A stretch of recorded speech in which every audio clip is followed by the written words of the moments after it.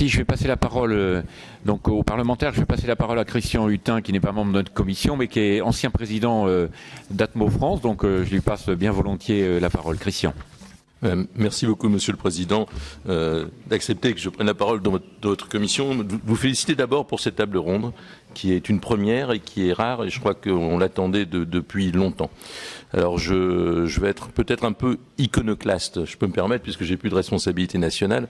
Je vais intervenir d'une manière télégraphique, le plus rapidement possible, sur 2 points.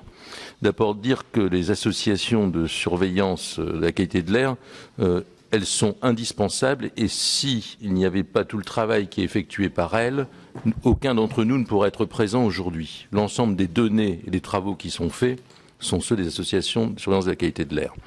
La loi LOR, c'est une très belle loi. On peut chercher la génétique, il y a un peu de Richert, il y a un peu de Voynet, il y a un peu. On se demandait comment ça allait fonctionner avec cette gouvernance très différente. Eh ben, ça fonctionne bien. Tout le monde se rassemble et tout le monde travaille ensemble.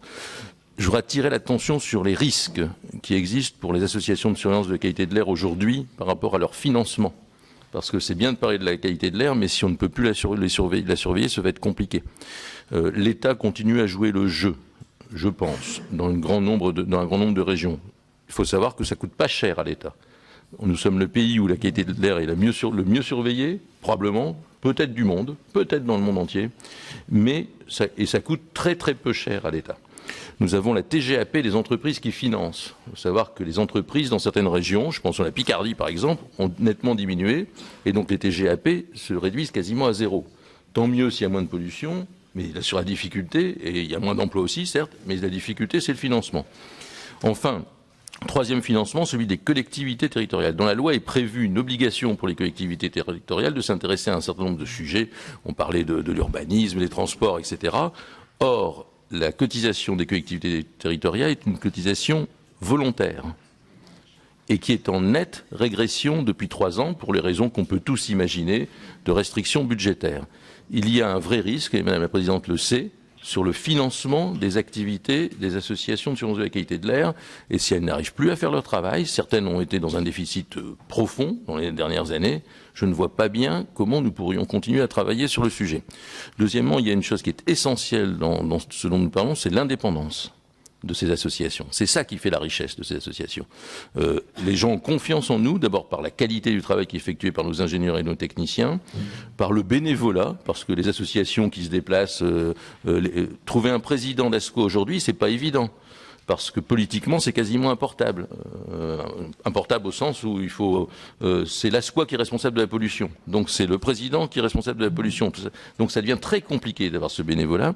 Et l'indépendance par rapport à l'État. Et je me félicite du travail de Régine Lange, parce que j'avais eu un certain nombre de difficultés. Pendant un moment, un gouvernement a tenté de nous imposer le fait que nous soyons opérateurs d'État. Ça n'est pas possible si nous voulons rester indépendants. Opérateur d'État, ça veut dire que nous sommes l'État. Je vais donner un exemple simple, après je m'arrêterai. Tchernobyl. Tchernobyl, la communication de l'État sur Tchernobyl a été absolument catastrophique. Oui, elle a été catastrophique. La radioactivité s'est arrêtée soit sur la ligne bleue des Vosges, soit à la ligne Maginot, suivant qu'on soit dans géographie ou en histoire. C'est quelque chose qui... Or, à partir de ce moment-là, 2 associations de surveillance de la qualité de l'air, celle du Nord-Pas-de-Calais, la mienne, et celle d'Alsace, ont décidé, en dehors de l'aspect réglementaire, d'installer un certain nombre de balises de surveillance, ce qui me semble indispensable. Il y a eu récemment Fukushima. Fukushima, pour ceux qui pouvaient encore financer les balises, ce qui est très difficile pour nous dans le Nord-Pas-de-Calais, parce qu'on est obligé de faire appel aux collectivités locales, puisque ce n'est pas du réglementaire, l'État ne finance pas. J'ai reçu, en tant que président de l'association régionale, une obligation du ministère de ne pas communiquer mes résultats. J'ai dit, on repart sur le même système. Bien évidemment, je m'en serais totalement moqué si j'avais trouvé quelque chose. Mais je pense qu'il faut considérer, et le gouvernement doit considérer ces associations comme des associations adultes, responsables et qui gardent leur indépendance.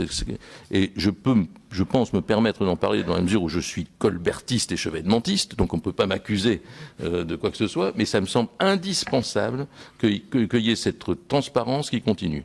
J'attire mes collègues parlementaires sur le fait que, à moins d'une législation qui pourrait faire avancer le financement presque obligatoire d'un certain nombre de collectivités pour qui les réglementations sont obligatoires, enfin, et les études sont obligatoires, il y a un énorme risque que les collectivités se désengagent. Et ce serait quelque chose de dramatique. Et deuxièmement, l'indépendance de ces associations et le fait qu'il faut bien prendre conscience que ce sont des associations adultes et qui travaillent formidablement bien et qui sont uniques au monde. Voilà, merci. Merci pour ce témoignage. Sophie.